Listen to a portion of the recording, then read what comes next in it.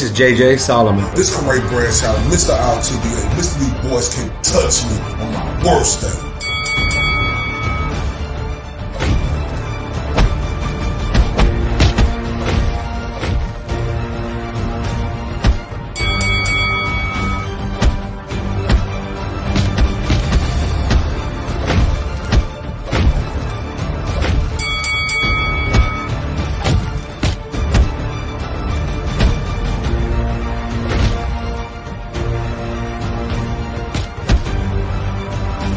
And this is the Spit Bucket Podcast. It's your boy, Mr. RTBA, Mr. 214, Senor Dos, Uno Cuatro, Senor Dos Catorce, Mr. Undeniable, Mr. D Boy Can't Touch Me. On my worst day. Right here with my partner in crime, my dog, my brother from another. This is the Spit Bud Podcast, episode 44, JJ Solomon. What's popping, my guy? How goes it, sir?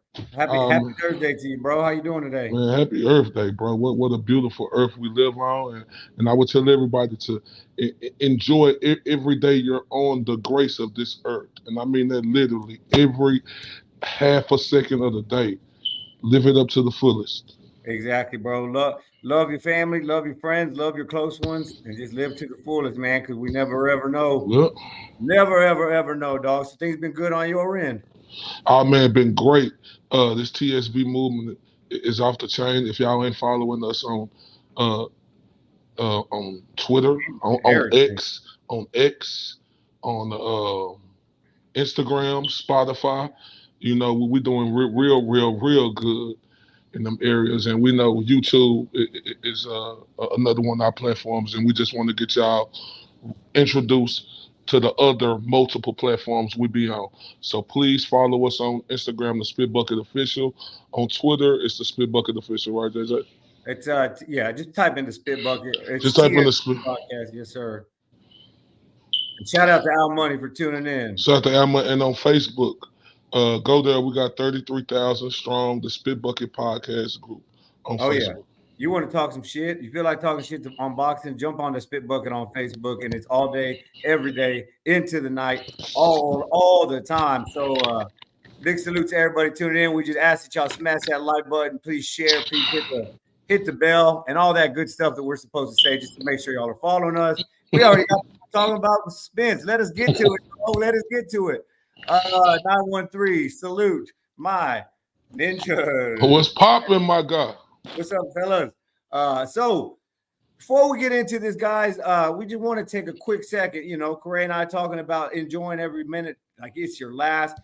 This is our first time on since the weekend. We just want to take a second to send our condolences, guys. I'm not sure if y'all are up to speed, but Saturday night we did see tragedy in Mexico, Tijuana, as Sky Nicholson against Sabrina La Muñequita Perez.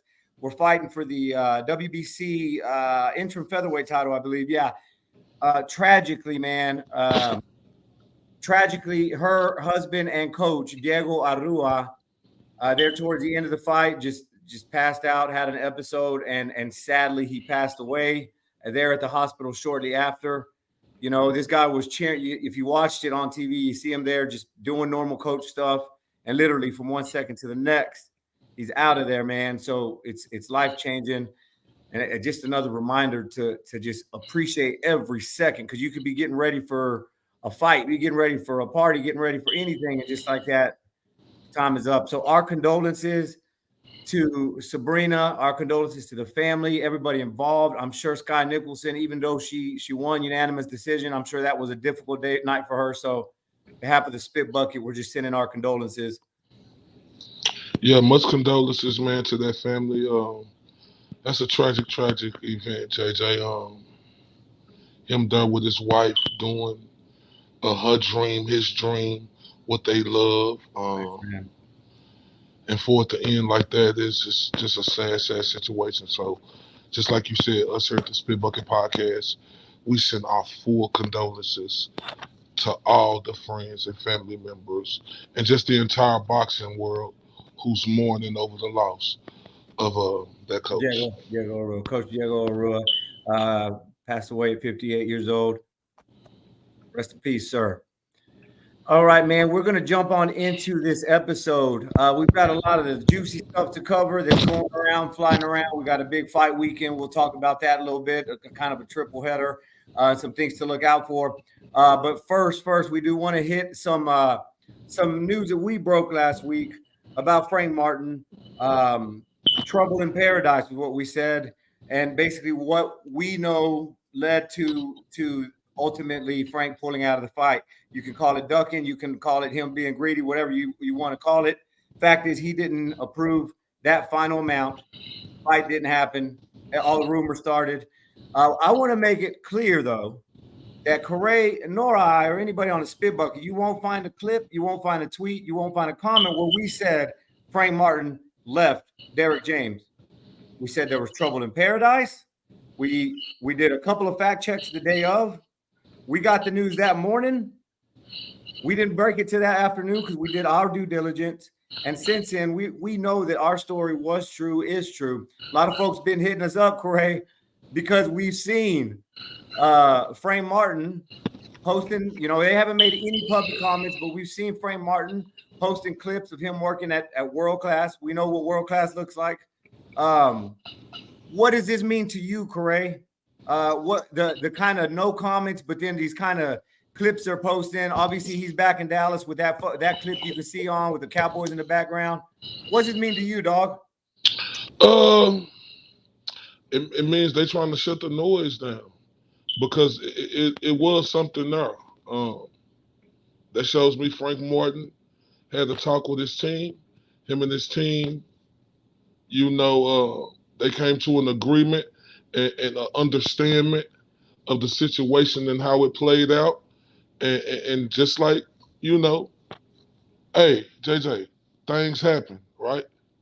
But it's easily to fix things if you have that conversation, right? Facts. Because this was a bad look on Man Down Promotions, just coming out the blue, and, So, salute to them for coming to the table, like, man, shaking it out, and able to solve these differences. Like I say, what's yet in the future to be determined, we'll see. But it's a good sighting. For sure, man, it is. And that tells me, like you said, it's either damage control, like you said, mess, cleaning up the noise, or they could have mended, they could have mended sides. Nobody's come out and denied anything. Nobody's come out and said anything. But we know Frank Martin's in Dallas. We know he's training, working. It looks like he's working with Derrick. I saw a photo also of what looked like Derrick to be wrapping his hands. So salute to them. This was never, we saw a couple channels out there saying it was just clickbait and we're just spreading rumors. No. We got rumors. We got stuff that's can grow some legs. And if we were one of those channels that wanted just to get the clickbait and the likes, regardless of who we're disrespecting and what we're hearing, that we could do that. But no, we got a lot of integrity. Speaking of, JJ, yeah. I'm glad you stated that. Like you say, if we was one of them channels who wanted to clickbait, because in my general Big Fish voice, some new information was presented to us, right, about situations. If we were a clickbaiting channel and just wanted to get views and clicks, the news that we had about what was the real story with Earl Spence, it would have been out there. But we did our due diligence, and we understood, we didn't have all the factos on this, and we'll never be one of them brands to just put stuff out for clicks and views. Never that. Facts, bro. Facts. I just want to get that straight. Last week we made our. A lot of people saw. Shout out to my boy Ant Cam. Salute. I seen them say, "What's up, IOTBA?" Yeah, yes, sir. Let me check these comments before we go on. We just definitely wanted to hit on that Frank Martin thing because I seen a couple people say, "Oh, y'all were wrong." No, we didn't say Frank Martin was leaving, dog. So y'all pipe down a little bit, tap the brakes. So let's go, dog. Next big topic. The big news is buzzing around all over boxing Twitter or boxing X and Facebook and social media. It's Terrence Crawford and Errol Spence. Yet again, we're hearing the back and forth. We're seeing, Crawford being public about him wanting this rematch at 147. And you see the Spence fans, you see everybody coming out just upset because he changed his mind and he's not a man of his word and blah, blah, blah, blah, blah. I got some thoughts on it. Corey, you want to jump on in, bro? What are your thoughts? I know this was close to home for the fight. I really don't got no problems with him flexing his muscle to having the fight at 147. You know, it's his right. That's what the contract states. It's not Terrence Crawford position to make sure that Errol Spence is comfortable. That's not his position. Terrence Crawford is supposed to do what's best for him. And this is another thing. For all the Errol Spence fans who say, oh, Earl was majoring to this. Well, Earl has never missed weight on a scale, right? He has always made 147 efficiently. So, yeah, I have absolutely no problem with Terrence Crawford flexing, the fight to be at 147 because that's what the contract says. And also, Terrence Crawford had to go through. Fact, bro. Fact. Let me play a quick clip. Shout out to Travis Hartman and his YouTube channel, Weighing In with Travis Hartman. You guys give him a follow. But he actually had Terrence Crawford on this week. Terrence Crawford, straight from Terrence Crawford's mouth, so you can stop the rumors. This is what he wants. Y'all listen in. Well, the contract states that either one or the other got to notify, in writing that he no longer can make the weight. If not, then the fight will be at 47. So the contract states that it have to go at 47 since neither I or Errol notified each other stating that we couldn't make the weight anymore. So y'all heard it, man. It's you got, again, the hardcore Errol fans are livid, bro. I'm on Twitter a lot, and they're like, oh, he's going back on his word. The night of, he said he'd be cool with going up to 154. Listen, man. Bud got dragged through the mud for 5 years because he was on the wrong side of the street. The man's got some muscle now. The man's got some pull. On top of everything, if the fight was competitive, I think Bud would be doing a rematch because it would sell. I think if you ask most boxing fans right now, nobody wants to see that rematch. The only people that want to see the rematch are the diehard Errol fans. It's dangerous for him. Corey, you touched on it a little bit. We have reason to believe that Errol's not going to be tip-top shape, or I don't want to get too much into that, but we don't want to see the rematch. So it's going to be a flop on a pay-per-view. Got to accept that. Bud's pulling the weight, flexing the muscle. He's got his eyes. The dude's in his mid-30s already. He's got his eyes on the bigger fights, whether that be a new name like Boots, which I wouldn't mind seeing, or even chasing a Canelo. Like, I'm not mad at Bud one bit, bro. I think he's doing Errol a favor at the end of the day, too, dog. Absolutely. Like you stated. Excuse me, ladies. Only the diehard Spence fans want to see this day. That's it.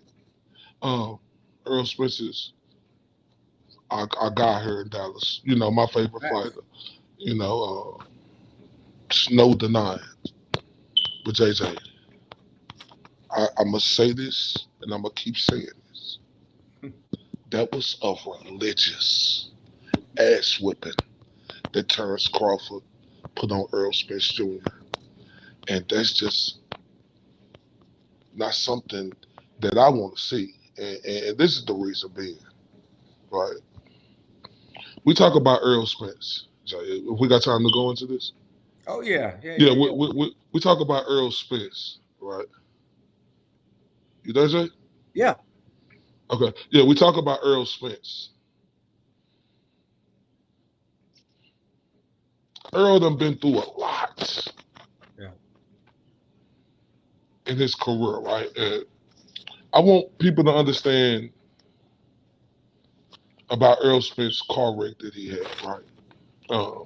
I know he came out saying, no broken bones, I'm a savage, which was irresponsible of Errol Spence in the events of that traumatic situation that happened, which was self-indulging of himself, right? You know, it was Bush League for Sure. Earl to say that no broken bones, I'm a savage, right? But in reality, if everybody watched that fight, like me, him, JJ Solomon, everybody on here who tuned in from the to cross the pond,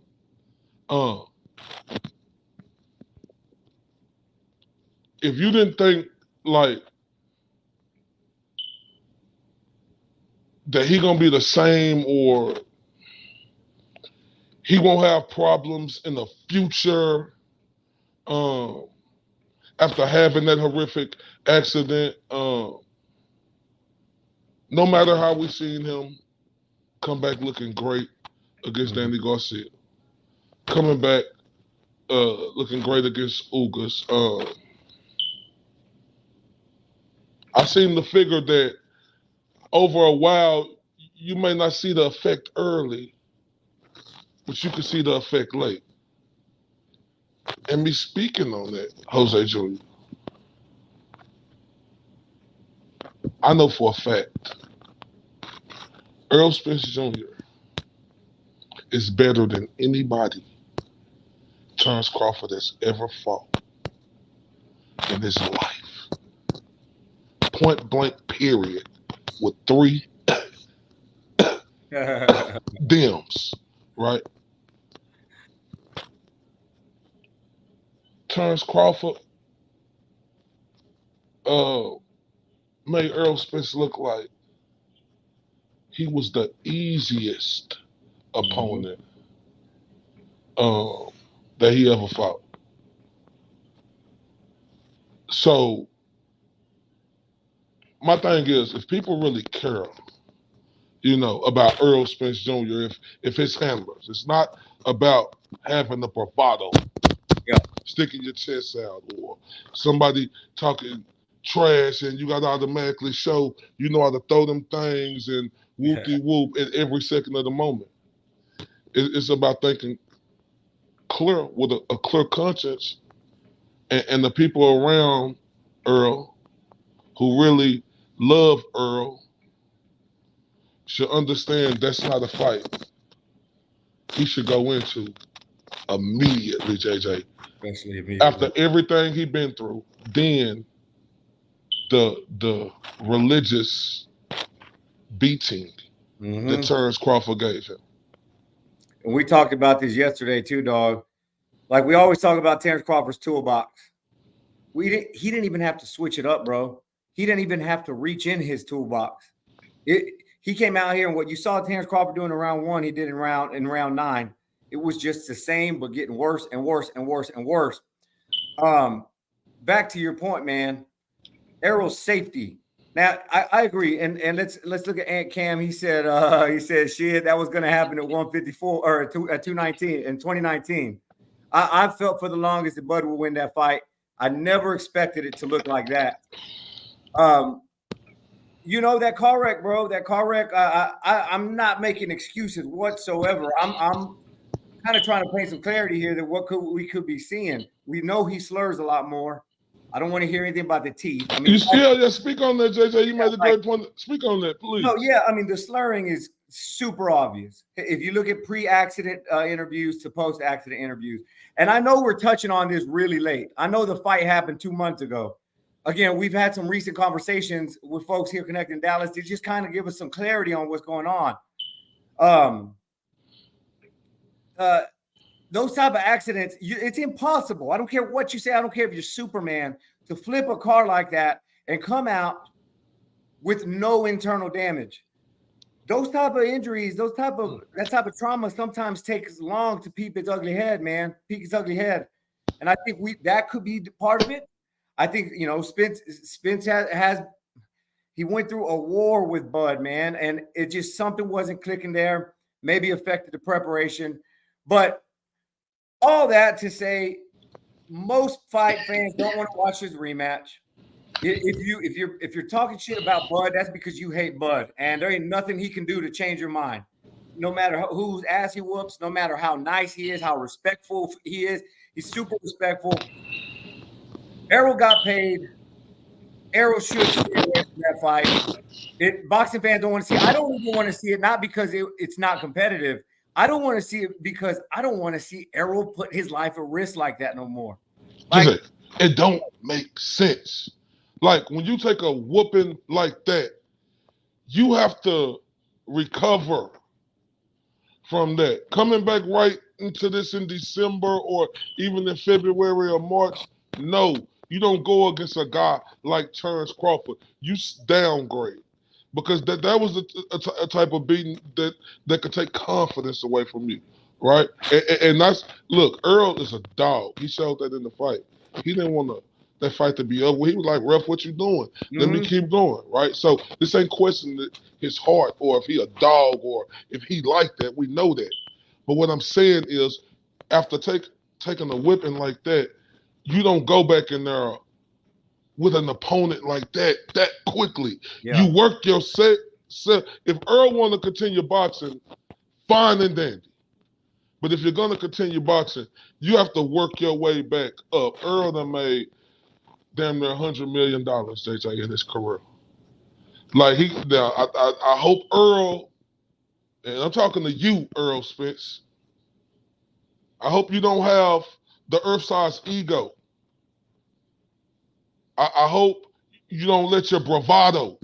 I hope you don't let these dudes who don't get inside that square circle or these panhandlers who on the side of you who trying to collect a check and want to be all in the camera, take a picture, click, click. I hope you not letting them get in your ear and tell you that you need to do this because you paid.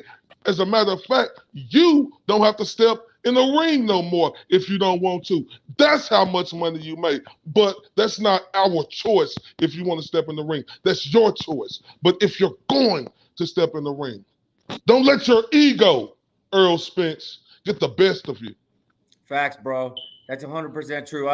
If Spence is if he wants his rematch and really wants to get that get back, if he can't see it himself, his handlers should see it. The people who love him. Everybody would say, dog, like, go fight somebody. Get your confidence going back up. You had a long layoff since the Ugas fight. We don't know how effective your training camp was. We don't know if you were able to give it 100%. Get some confidence going. Get that timing back. The timing was way off. And yeah, you could say Bud capped it, Bud stopped it. Yeah. I didn't see anything new from Spence from the Ugas fight. There's a YouTube channel, and I've been meaning to send them some props. It's a badass YouTube channel. Check them out. They're called Boxing Gems, GEMS. All they do is break down fights. And they have a clip on there, Ugas compared to the Crawford fight. And Errol was doing the same exact stuff. So what that tells me is they didn't bring in anything new to the table. There was no real preparation, no real studying. It was the same old game plan. And he thought he could just assert his athleticism and strength on them, and they were dead wrong. So if Errol's going to come back, do it smart, bro. Don't rush right back into the fire. I'm with somebody said, oh yeah, Aunt Cam, but Errol shouldn't fight never again. I don't think Errol's ever going to top his accomplishments already, from the Olympics to the straps. I think we could start seeing a downslide. Now, my question to all those diehard Errol fans, would you rather say he got retired by Bud Crawford, which, yeah, I know it's going to have to take some pride, or would you rather say he got retired by Tim Tszyu or Brian Castano? What if Errol has just another one of those nights? If I'm an Errol fan, I want to say, yeah, he got beat. That one beaten is by the baddest man in 15 years to lace him up. So, man, in the spirit of safety, in the spirit of preserving yourself and your family, I'm just saying, dog. You telling the truth, JJ. Like, they got to put their pride to the side. Like, and Cam said, he don't think Earl should ever fight again, and you're right. I agree. Y'all gonna have to put y'all pride to the side. I know it hurts. You know, look at me. I'm the one who had to come on here and eat the biggest crow, you know, to say I was absolutely wrong But JJ, I'm with you.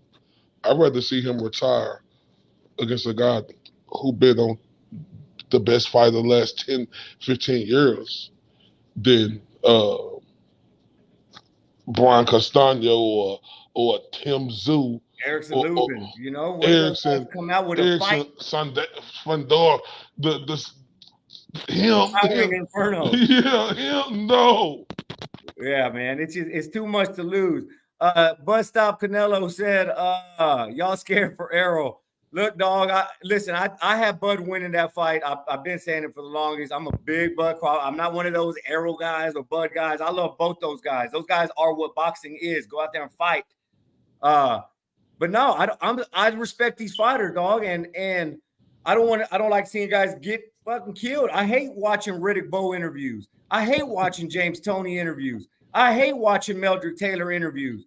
Fernando Vargas is starting to lose his ability to speak and function. I hate that shit, bro, because I love all these fighters. And now Errol Spence is in our backyard.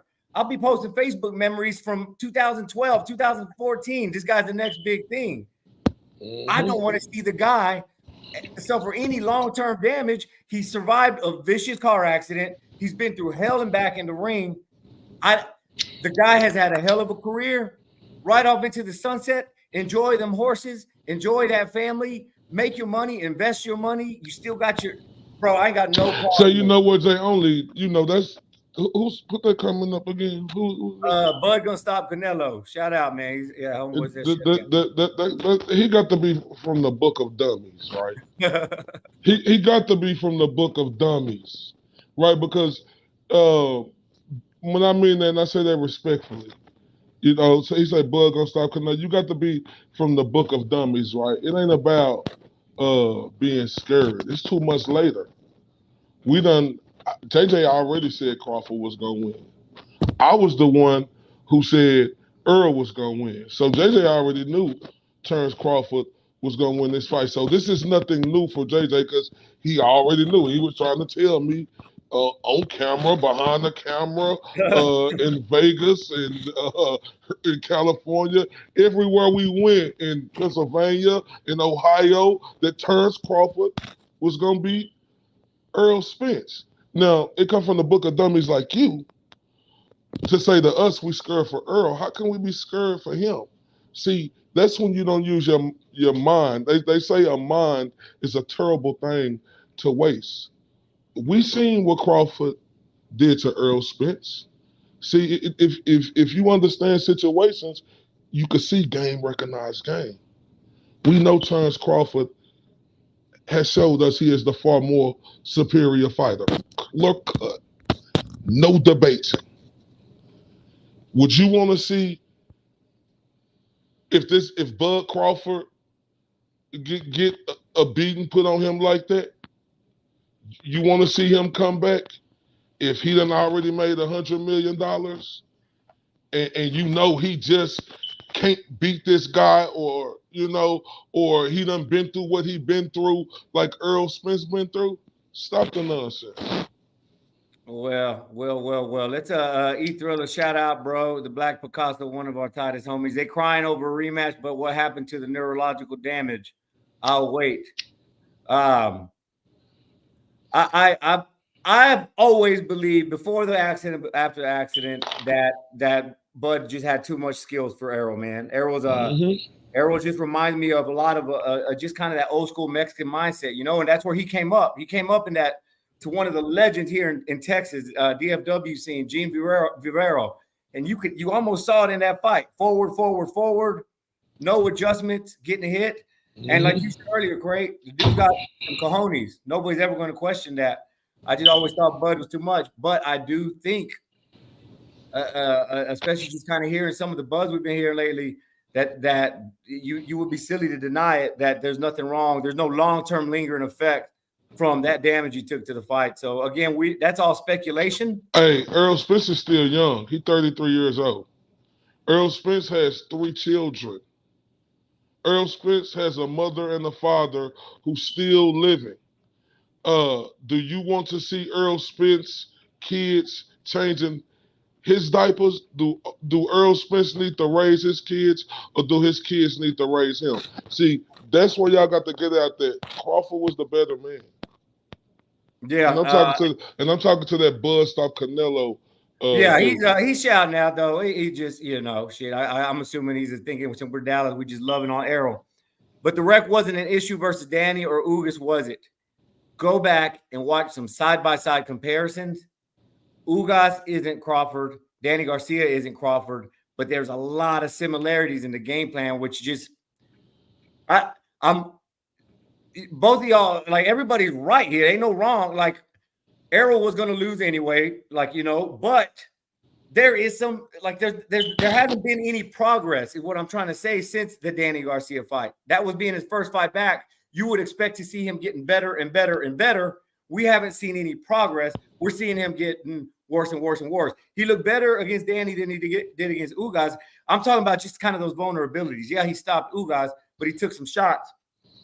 Anyway, I think we went a little bit long on the Bud Spence thing, but that's normal because these two guys electrify the sport. Let's take a quick break, and when we come back, Bud's got his eyes on Canelo, but we just caught some news about Canelo's future after September 30th. Let's take a quick break, and let's talk about that. We all have battles.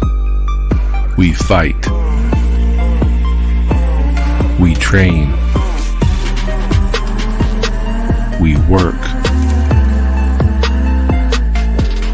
We persevere. And we celebrate.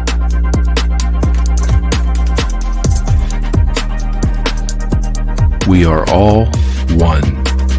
I can't do anything if I can't walk in my prosthetic. It's a lot of pain that I feel throughout my day. It can be very intense. Now I just put that balm over it and it will heal up much faster and it will let the callus recover. That's amazing. It is a total game changer. I am hooked. I'm just hooked. Life is hard. KO makes it better. KOCBD.com.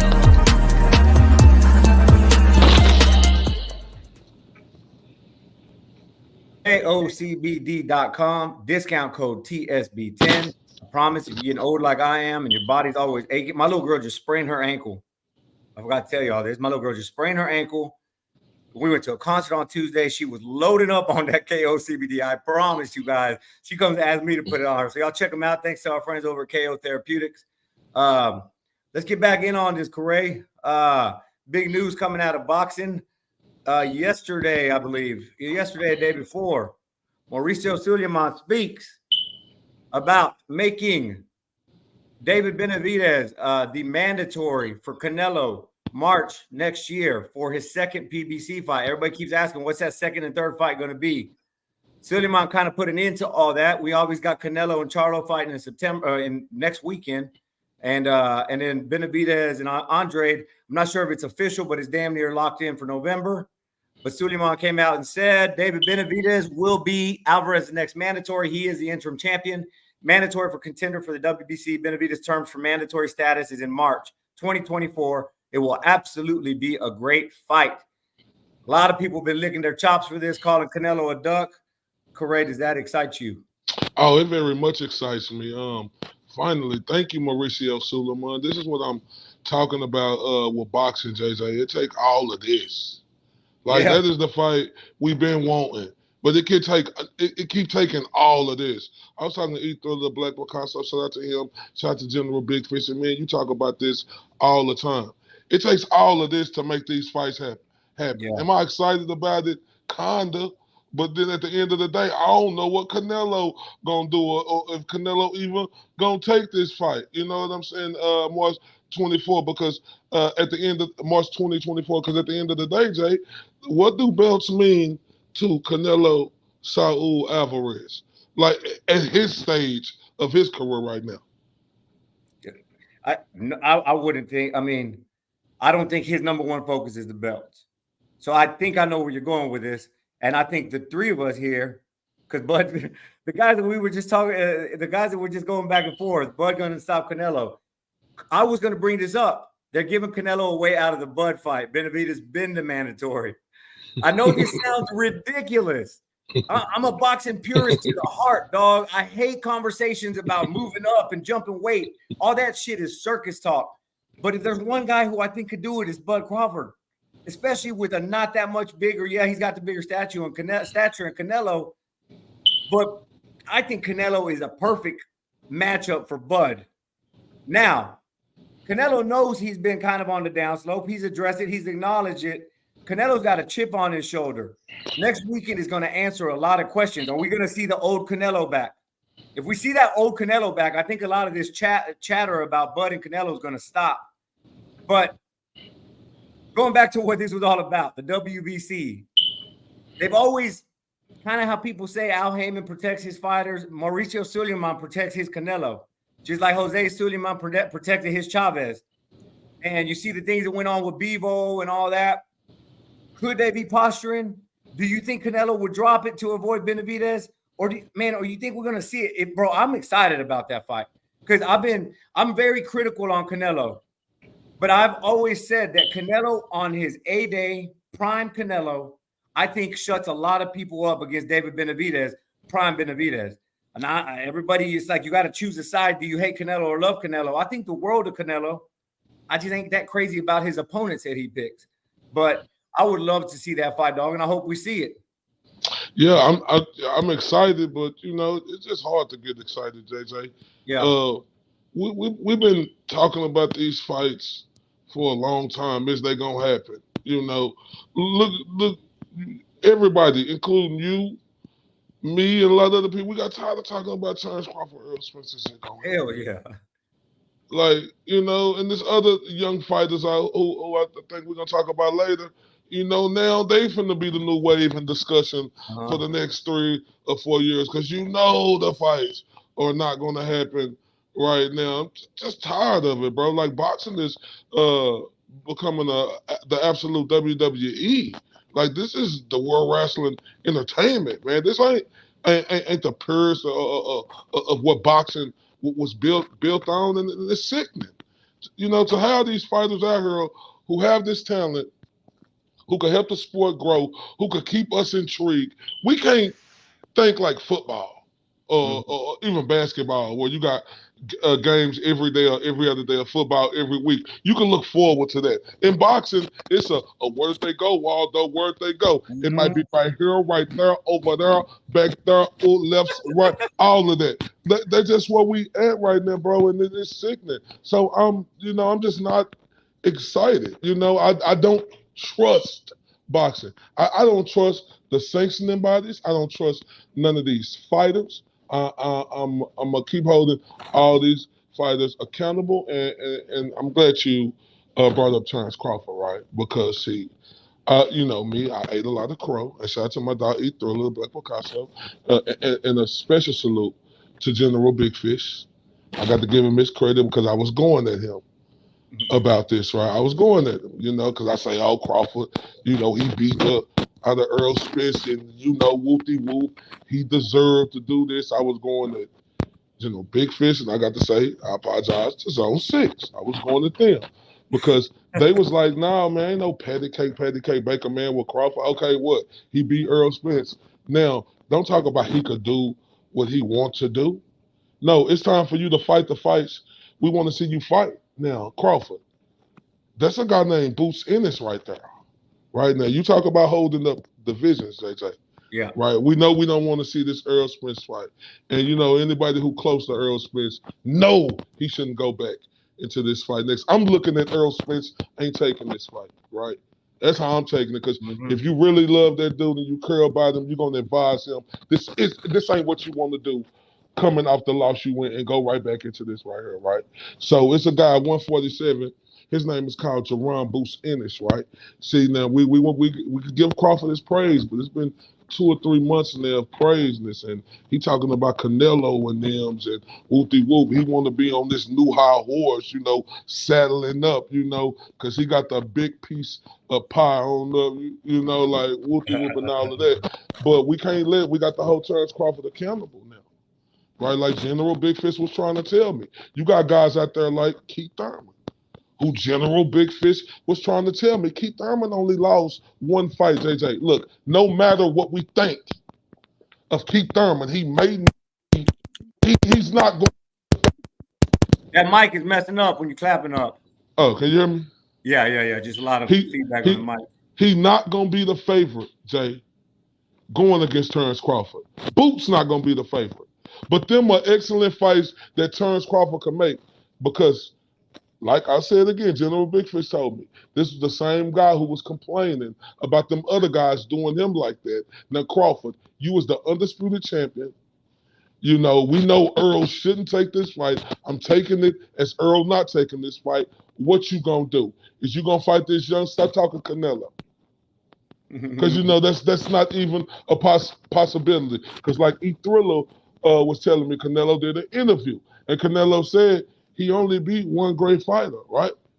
Like, he said, this fight would do nothing for me. Y'all wouldn't give me no credit for beating Terrence Crawford. And that's true, JJ. People wouldn't really give Canelo no credit for beating Terrence Crawford. They're going to say that's what Canelo was supposed to do. Facts, bro. Now, I want to talk about that real quick. Before I do, I want to just post this up there because I forgot to post it. And Camp said, I can tell 214 used to love wrestling. Is that true or is that not true? Bro, I was the biggest wrestling fans in the world. Still love wrestling, you know, especially with a 8-year-old son and, you know, 15, 16-month-old baby. Now, you know, I got to keep the tradition going. Hell yeah. But getting back to that, dog, I present this to you, bro. Right now, Bud is going to be put yet again in a situation where he's going to be damned if he does, damned if he don't. If he doesn't, if he keeps chasing, he's old. He's getting old. So he's got to be selective. A lot of people will accuse him of taking these bullshit fights if he fights Keith Thurman. He's going to be padding up the resume, you know? And yeah, Boots Ennis is there. But what kind of credit is Bud going to get for beating Boots Ennis, bro? Like, I know it's his job. If he stays at 147, absolutely. Don't hold it up. Keep fighting these contenders. But Bud's thinking money now, and I don't blame him because he's already knocked out every damn welterweight they put in front of him. What else does he have to prove? So with that being said, don't hold up the weight division. There's juicy fights at 154. Go check. I would be perfectly fine with Bud saying my work here is done, but now he's kind of just got to wait for this Errol shit to iron out, bro. He don't want to fight Errol again. So it's like, what do you do if you're Bud? Fight somebody like a Boots, who's a badass next big name. Fight somebody like a Keith Thurman, who's an old name. And nobody, I mean, the only person calling him out is Clarissa Shields. So I don't know who gives a damn about that fight. And defend his belt at 147. Or if he moves up to 154, then he kind of has to fight Errol because of the blowback he's going to give. But I would rather see him fight a Charlo or any of the other names at 154. I don't know what's the right move. But JJ, you say move up to. He's going to get attacked regardless. Man, listen, you say move up to. What's best for him. But what's best for him right now? The Canelo Alvarez fight is not a possibility, JJ. No, especially with what we said about Benavidez and that's not a possibility. So let's X that off the list. 154. Okay, Jamel's still gonna have 3 belts there. Now, okay, that is a great option. Is he gonna go up there and fight Jamel next? But JJ, what if Jamel beat Canelo? Just say hypothetically, because Jamel Charlo, in my opinion, got a great chance he could win this fight if he stick with the game plan and listen to what his coach, Juan Guzman. Once again, listen to his coach, Juan Guzman. See what you did there. Has to say, right? So it's a chance he could really win this fight. What if Charlo win this fight? Then it's gonna be a rematch with Canelo immediately, JJ. So that's gonna take place. So that's gonna be 50. So where's Crawford at? What's he gonna do? What you gonna go to 154? We were talking about this earlier. He thought to say he go to Australia, but what's he gonna go to Australia for and take that chance of even though that's gonna be the biggest money he can make, JJ? Because if he go to Australia and fight Tim Tszyu, that's gonna be super huge over there in Australia, and he can make millions and millions of pounds, as they would say, right? So, is he gonna do that and take the chance of them messing him up on the scorecard, or even the possibility of Tim Tszyu? Like Terrence Crawford ain't really got no options there. He don't have no just clear options. Every option is debatable. I would like to see. I want to make it clear. I would like to see Bud versus Boots. If I had to pick right now, I don't think either one of them got a fight scheduled. Why not? You know what I'm saying? It's already been 2 months since you fought. Bud put on Twitter yesterday he was weighing at 180 pounds. So he's put on some weight, walking around, enjoying that money, enjoying the media, enjoying the spotlight. But he said he wants the winner of Canelo and Charlo. So I don't see Charlo winning that fight. What's that say? How is he gonna get the winner of Canelo and Charlo? Like we got to do how he say he want him. Do he got that? Oh shit, we lost him. Oh, there you go. What you saying? You dropped for a second. I said, you talk about he want the winner of Canelo versus Charlo, right? Okay. Do he got that much weight? But even if Charlo win, it's gonna be a rematch against Canelo. And if Canelo win, he got other business that he has to take care of. Like you stated, I think Canelo got too much pride to drop his belts. That's why, I can see the Benavidez fight happening. So, where's Crawford at in this equation? Because he's he can go to 154, but is him and Jermell Charlo gonna get made? Who gonna be the A side? Is Crawford gonna think he the A side or Jermell Charlo? Because it really is Jermell Charlo division still. It's Crawford, because Jermell ain't gonna take all them tricks and things that Crawford did to get in his negotiations. You think Al Heyman is rushing to make Charlo versus Bud, Canelo versus Bud? That's another thing. We saw Charlo ringside, almost dismissing Bud. What's he talking about? I don't need that. I already been there. Almost seems like Charlo don't want it. Canelo saying he ain't ever beat nobody but besides Spence. Almost seems like Canelo don't want it. It's going to be real hard for Bud to lock down one of these big fights, bro, because of the ass whooping he just put on the guy we had number 3 or 4 pound for pound in the world. The 50-50 fight, bro. So my point. Yeah. His best option is Jerron Bruce Ennis or going to fight Tim Tszyu in Australia. And we know he's not going to Australia. I don't think Tim wants it either, bro. They asked him. And JJ, I know Bruce Ennis ain't no champion, right? But when we look at Bruce Ennis, don't your eye test tell you he's the real deal? Absolutely. And he is number 1 in one of them rankings in the sanctioning bodies. It is his time. A lot of fighters, look at Marvin Hagler, he didn't get his shot. He had to work his way through the sanctioning bodies until they finally gave him a shot. I got Terrence Crawford over Boots. I pick him to beat Boots. No question, bro. But that's his option, JJ. No, I agree. And listen, he just beat a guy that a lot of the Arrow fans and the people that were eating crow and the people were hurting are saying, you beat an old Arrow. You beat an old Arrow, a washed up Arrow. Something was wrong with Arrow. Well, now you got a young, hungry bull like Boots Ennis. Now the criticism might be, who has he fought? There's always going to be something, but I'm with you. I think out of everything we just mentioned, I would love to see Bud versus Charlo. I would love to see Bud versus Canelo, but I think we're getting a little carried away because 2023 has treated us so well in boxing that we forget now there's going to be all kinds of ways to get out of that fight. We've seen Canelo get out of the big fights. We've seen PBC do what they do, man. I'm not sitting here knocking on PBC, but we've seen them do what they do. That seems like either one of those fights would take forever to make, back and forth, backing out of the contract. So the easiest fight obviously would be Boots. I would like to see it, and I think that would be a statement fight for Crawford too. I think he would get his credit. I don't think he thinks he's going to get the credit, but no, if you stop an up and comer like that, the next big thing, shit, I'm all for that fight, dog. I'm all for it. Virgil Ortiz. Matter of fact, where are you, Virgil Ortiz? Virgil said he was in the gym yesterday. Oh, he in the gym? Put on Twitter, yeah. Okay, all right. I know we want to see him, dog. I know we want to see him. He's coming soon. I'm just gonna check these comments real quick before we get on to the next topic. Let's see. Bud gonna stop Canelo. Canelo or Charlo want the smoke. Let's be honest. They don't want it or they want it.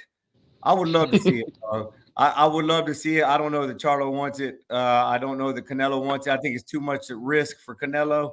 I don't know. All right, bro. Let's take a quick break. We're going to talk a little bit about Shakur and Devin and the back and forth. We'll take a real quick preview of this weekend's fight, and then we'll let y'all go on about y'all's business, but just stay tuned real quick. All right, listen up, guys. We're calling all Little League coaches. We're calling all middle school coaches. Calling all high school coaches. We're calling out all those team mamas. If you need team uniforms, if you need jerseys, accessories, whatever gear you're looking for the team, please check out our friends over at Elite Sportswear. These guys do it all, and they do it great. So if you're needing a brand new look for the younger athletes, for the teams, do me a favor, trust us with Elite Sportswear. These guys do all of our gear here at Spit Bucket Podcast, hats, shirts, hoodies. We could not be more pleased with them. So check them out over at thebetteruniform.com. You can find them on Facebook at The Better Uniform or on Instagram, Elite Sportswear 17. That's Elite Sportswear 17 on Instagram. Again, if you want your team looking super fly on game days, do yourself a favor, do the squad a favor.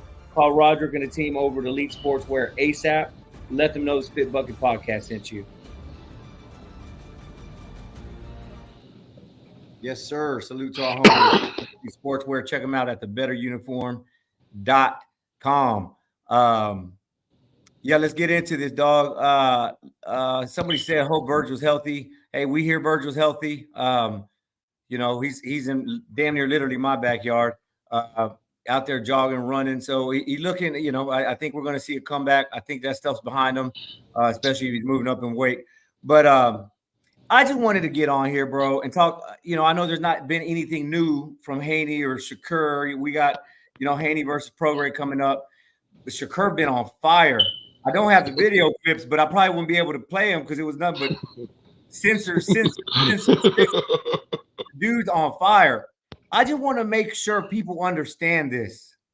Shakur Stevenson didn't duck Devin Haney. Like they keep saying, oh, it's the same situation as Frank Martin. Look, you got to walk this down. Haney offered 25%. Shakur rejected the offer, not the fight. He then went to make himself the mandatory through the sanctioning bodies for a purse bid. So he said, no, I'm better than 25%. Let me go get this purse. Let's do the purse bid. Devin then moved up, so there was no purse bid. So you can argue that Devin walked away. I'm not going to say anybody ducked. I've got a theory for what Devin's doing here in a bit because I think this is the play for Haney.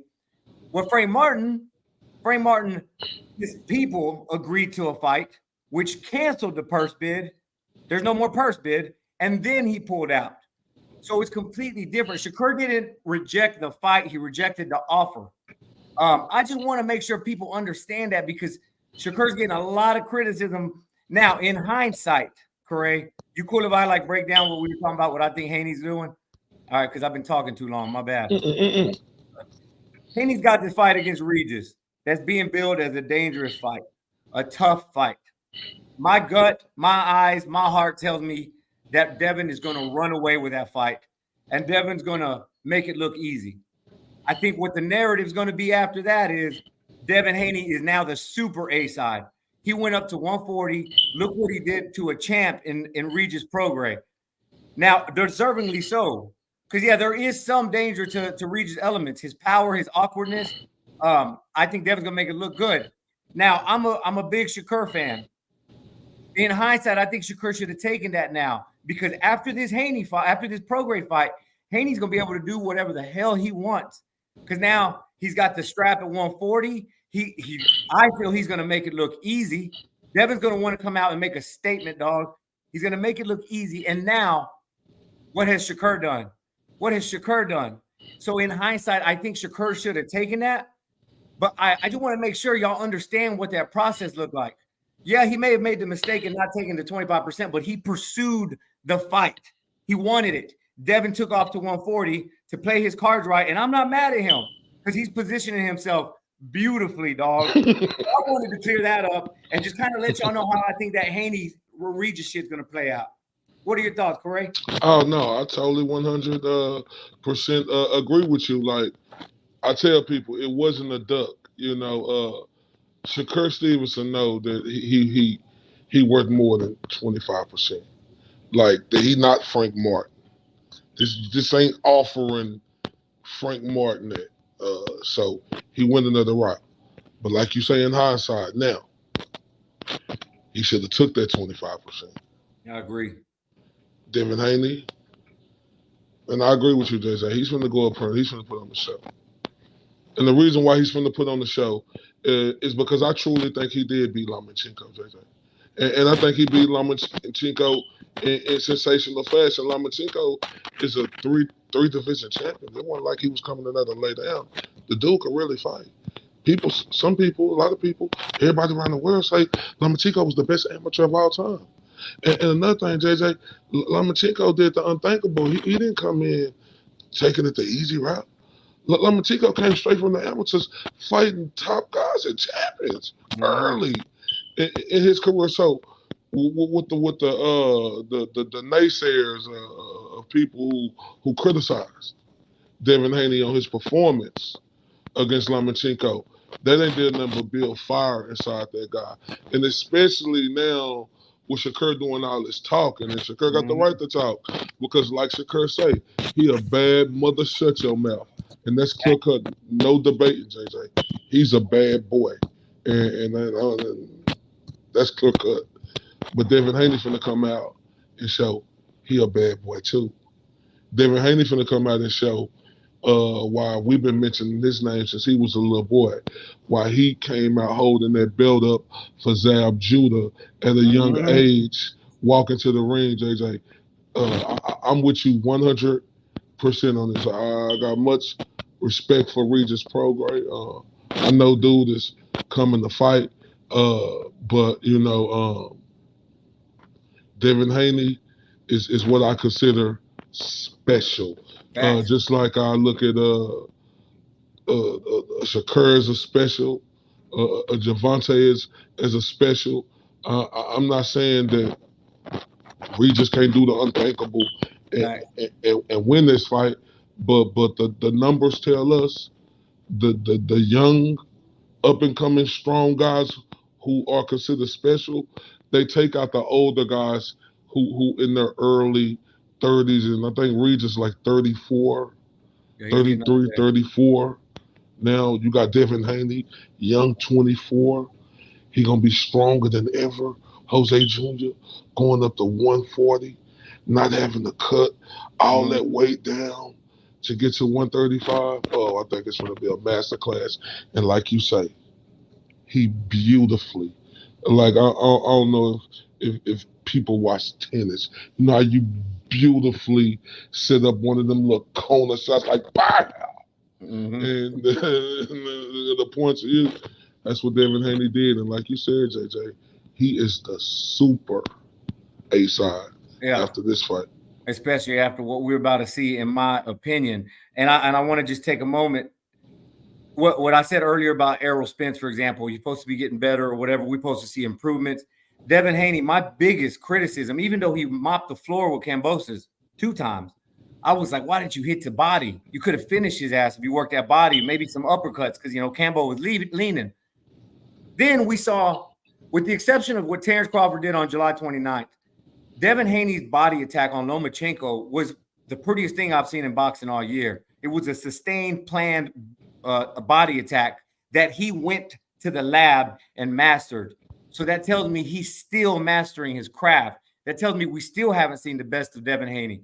He has a chip on his shoulder. Tired of Shakur talking trash. The criticism. He's boring. Somebody just put on here, Haney boring. I get all that, but he's getting We might see. We're gonna He see. wasn't boring this last fight, JJ. No, he wasn't none boring. That was a hell of a fight. All right, child. Yeah. With all that being said, I still think Shakur beats him. I see General Bigfish. What's up, Shakur? A super duck. John Shula. That sounds good, JJ. Haha, that's still a duck. I don't call what Shakur did a duck. I don't call any of these champs a duck. He should have taken the money in hindsight. Now he's going to have a harder road to get these straps because people don't want to fight him. He should have taken that money. He would have been in the driver's seat. In my opinion, I think he'd have beat Haney. But, hey, we're all grown-ass men. We all can make our choices. Just like Frank Martin chose not to take that money. Can't be mad at him. Shit, you fighting one of the most dangerous fighters in the world. I'm not mad at it, man, but it does say, who posted this comment earlier? Just yawn, boxing, same old stuff, dog. You know, the gameplay, all that shit. So, damn, I was about to say something. Oh well. Let's Haney Powers 9%. Hold on, man. Somebody had a comment that I want to pick up. He's too respectful and getting disrespectful like he do with Devin and Frank.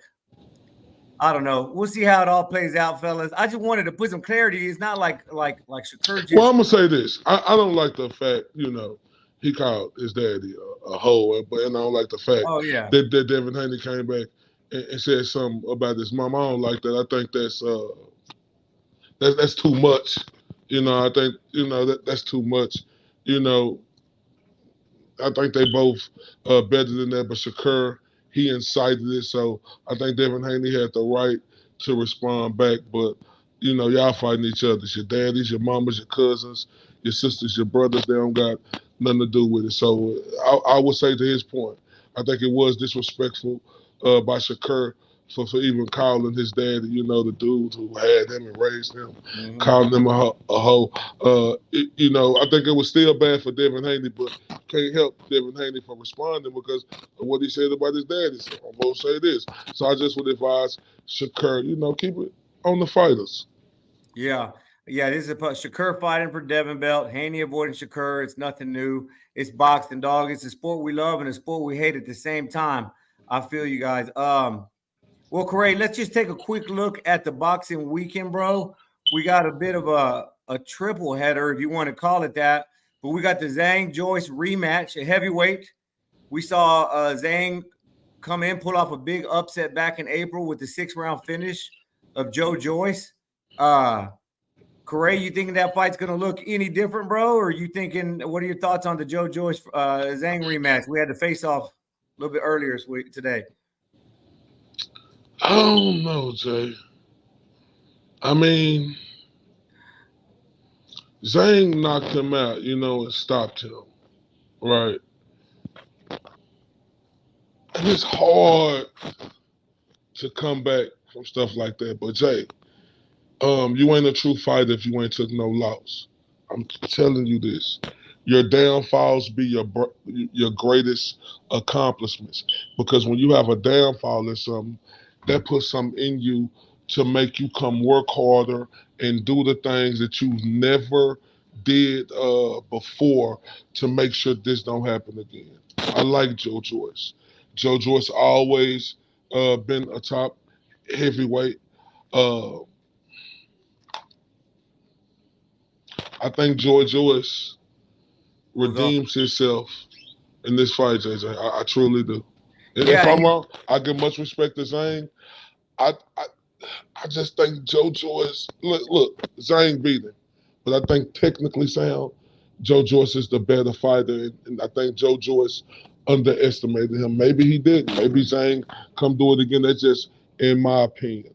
But I look at this as like Lennox Lewis versus Hakeem Rockman, how Lennox Lewis underestimated Hakeem Rockman when we knew he was the way better talented guy. Only thing about Rockman did have skills, but Rockman could punch. Just like Zhang. He does have skills, but he big. He take a damn punch. Yeah, and he could punch. So I got Joe Joyce. I think Joe Joyce had a learning moment in April, and I think he's gonna come back and redeem himself. Yeah, I agree with that. I know Zhang pulled it off, and it wasn't just a one-punch knockout. It wasn't a lucky shot. He was tagging him all night, shut that eye up. Ref stopped it. And Joe Joyce is going to show, or Joe Joyce is going to try to show that it's okay to get a 0. It's okay to lose that 0. It's okay to lose.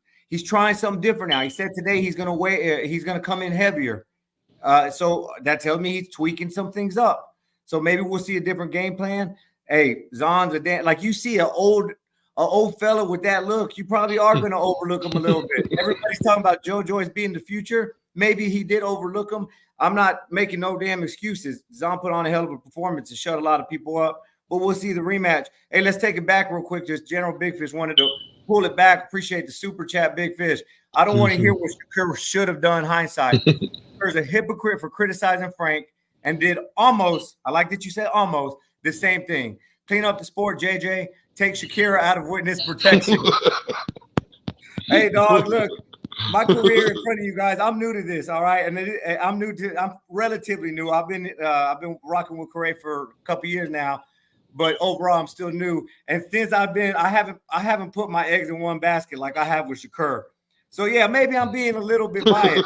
I'm just tired of the Shakur. I hate, dog. Like, look, the way I felt about Bud in that special a long time ago. It's how I feel about Shakur, dude. But I think Shakur is going to get that attention earlier. We'll see. I could be wrong. I'll be eating crow like hell. I think he should have taken that 25%. At the time, I was like 25%. That's ridiculous. But now it's gonna be hard to get them fights, man. So appreciate the super chat. Hey, you got any follow up? He was talking to you. Yeah, that was all me. I'll eat it, dog. I'll eat it. I ain't protecting the man. You're gonna see, bro. You're gonna see it against Edwin, and I know y'all gonna say who's Edwin, dog. He's gonna look good, and he's gonna make statements. And a year from now, 2 years from now, I want you to remember. Damn, JJ was right. These people war about it. Hey, JJ, listen. You had to convince me, and now you know I'm all the way in on Shakur. I just look. Wait, watch that mic rubbing on your shirt a lot. JJ, he a bad man, JJ. Oh yeah, fact. Shakur a bad man, and he gonna be a tough out. Like he gonna be a tough out. Facts, bro. Let's get back. Hey, Lukey jumps in and says, "Man, y'all can skip this weekend." He said, "Let's get to some slander on Conor Ben." We getting there, dog. We're getting there. We got we had the second leg of the triple header this weekend with Richardson Hitchens against Jose Chon Cepeda. You know, a lot of people there's been a lot of buzz about Hitchens, bro.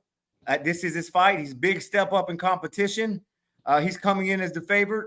16-0. What are your thoughts? Is Hitchens going to make that? Is he going to make that name? Is he going to make that statement? Yes.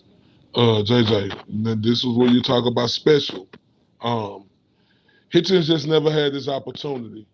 But he come from that same clout as Shakur Stevenson, as Keyshawn Davis. They all from the same city in Newark, New Jersey.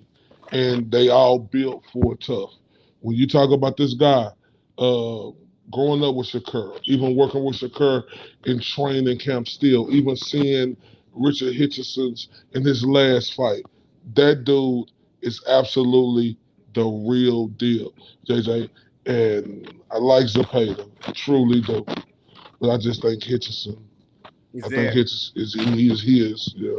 Hey, bro, and if you're sitting there at 140, like you got to be licking your chops because you got a division where, Teofimo Lopez, we've seen him look amazing. Like when that dude's on, he's on. Not crazy about his antics outside the ring, him or his pops. But the rest of the division is a little soft, man. And if you can come in and make a big splash, if I'm at 140, if I'm Hitchens, I'm seeing this as an opportunity to get launched into the mix and go fight for a strap, dog. So I'm looking forward to that. Now, I don't even want to give this guy too much attention, but Conor Ben is back. I believe everybody deserves a second chance. Maybe not so much in boxing where your objective is to beat the shit out the guy in front of you. But we've seen Canelo come back from positive tests. We've seen Roy Jones Jr. come back from positive tests, and everybody just kind of accepts it. Conor Ben's getting a lot of heat on social media for coming back, and I think it's just because of the way he handled the whole situation. And then he just kind of slides into the card. Nobody knew he was fighting this weekend. And then Eddie Hearn and Matchroom just slipped him on in Florida. The British Boxing Board of Control, BBBOC, came out and said he still ain't clear. That don't sit well with me, that he still hasn't cleared his name. It's been about a year now. Do you give a damn, Corey? Do you think he needs to be banned forever? I mean, everybody deserves a second chance. I just hate how he's handling it, dog. What are your thoughts on it, man? I listen to this show, Talk Sport Boxing, across the pond, and they are real big on the BOC, British Board of Boxing Control. They are real big on that. You have had Eddie Hearn on there with this guy named Simon, and they went back and forward about that. I'm talking about they got real two good ones on Talk Sport Boxing, two good ones where Simon is really asking Eddie Hearn the tough questions, right? And the one thing is, I heard Eddie Hearn say how he respect the British Board Boxing of Control, right? And the heritage on that. So I'm just confused right now as a boxing fan, me paying attention to how they talk boxing and do boxing across the pond, and how the British Board of Control is huge over there.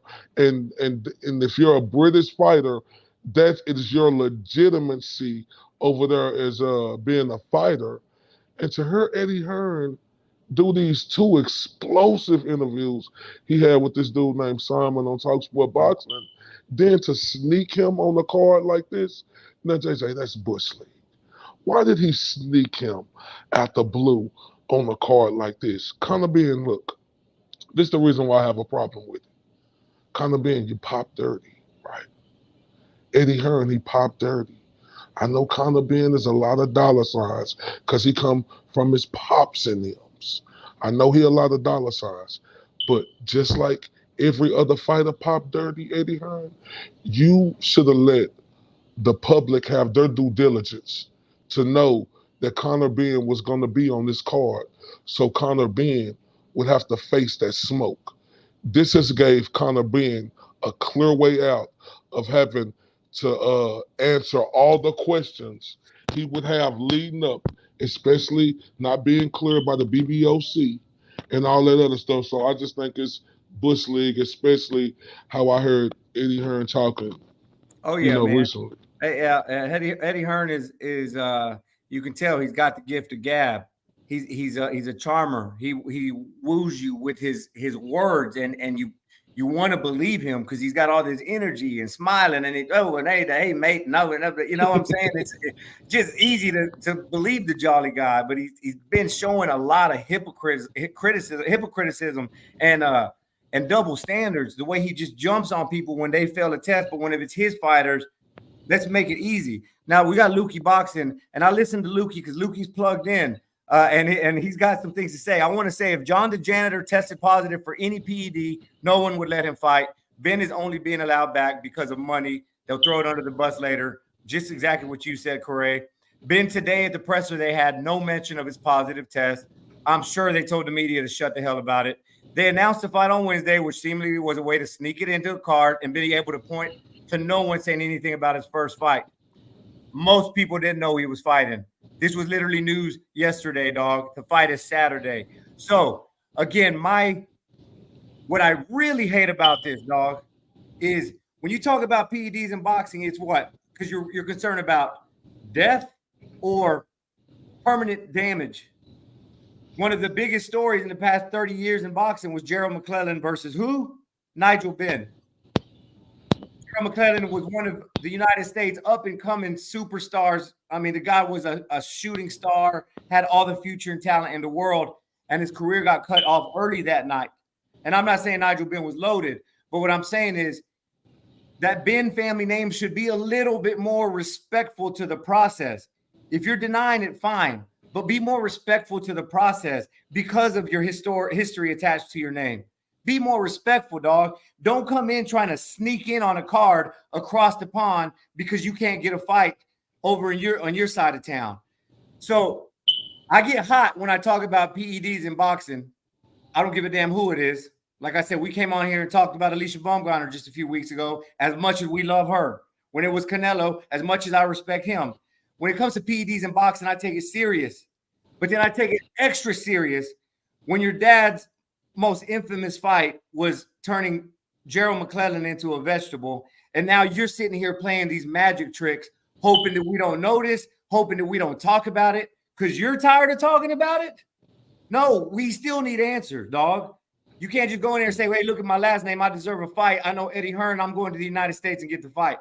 That is lousy to me. That's pathetic. It's a bad sign. And Eddie Hearn, dog, it's disgusting. So I could be wrong. But yeah. I think his daddy popped 30 before too. I could be wrong. If Lukey, if you know that or not, I could be wrong. But I'm just saying, I'm not saying this is factual. I think Nigel Benn popped 30 before as well. Yeah. I think so. Sure. I'm not 100% sure though. Yeah, for sure, dog. So that's what I wanted to close up. D Young, we appreciate you tuning in, brother. Salute, D fella. Young, what's up, D Young? Just a couple more comments from Lukey. What I hate is the fact that he ruined a big payday for many young fighters by messing the money for Eubank Jr. fight. Agreed. Never once apologized or took any blame. Instead, he blamed everyone but himself, including the chickens and their eggs. And yeah, dog. So Nigel Benn fainted after McClellan fight to avoid. Oh shit, I didn't know that. Nigel Benn fainted after the McClellan fight to avoid a drug test. That's news to me, dog. I love Gerald McClellan, and I watched that fight a million times, but I didn't know that one piece. So, again, dog, when you have that last name, like, no, I'm not even going to make that analogy. If you have that last name, be extra careful what goes in your body. And then if you pop, be extra sensitive how you address it. You know, that's just normal human tendencies, dog. If your dad was a serial killer and then you get charged for a murder or some sort of homicide and you didn't do it, still, it looks suspicious. You know what I mean? So that's my thoughts on it. Corey, you got any finishing touches, dog? I don't know, man. I'm just kind of really disgusted with Eddie Hearn right now, man. I'm disgusted with the Ben fella. You announced this on Wednesday. No questions in the media about the drug test. Like you stated, oh, you're tired of talking about it. You're tired of talking about it. Do you know what sport you're in? Like, it's like, dude, we're looking at you. You were willing to go all the way up to a catch weight at a bigger weight just to fight Chris Eubank. What in you made you feel like that? That you could just go up weight classes like that and you'll be able to beat the bigger, stronger guy. Like JJ, this all play into it. And just his arrogance, JJ. The arrogance, dog. Lack of empathy, the lack of no humility. Yeah, whatsoever. And that is why I think, yeah, there's been a shit tons of boxers in every sport. In the NFL, you get a 4-game suspension, you come back. All right. We see it all the time, but everybody's a little extra mad about this because Conor Benn's attitude and then the way Eddie Hearn just slipped him on in. Like, he didn't think we were going to have a problem with it. This is our sport. All of us, I don't give a shit who you're a fan of, got to take care of our sport. Because in 10 years, I still want to be talking about this. I want to tell y'all I was right about Shakur. In 20 years, I want to be talking about this. And if people keep dying in the ring, we ain't going to have boxing to talk about. So I don't give a shit if it's Alicia's cute ass. I don't care if it's Conor Benn. I don't care who it is. We got to keep our game tight. And if that includes keeping your favorite fighter accountable, then it's for the big picture. And that's my 2 cents on PEDs in boxing. There's no room for it, guys. Everybody makes mistakes. I get it. But have some humility, apologize, and then, let's start rebuilding. So, with that, Corey, with that, bro, let's wrap it up. Shout out to our sponsors, KO Therapeutics, Elite Sportswear. Shout out to the chat, man. We really appreciate you guys. Salute, Ted. We appreciate y'all. Yeah. Y'all be sure to follow all our platforms. We're all over social media, even on TikTok. We got a really cool little cat video. Y'all go check it out. Y'all keep following us. Please tell your friends about us. Guys, we appreciate all of y'all. Until next time, IOTBA, we out. Salute, this is JJ Solomon. This is Ray Bradshaw, Mr. IOTBA. Mr. These boys can't touch me on my worst day.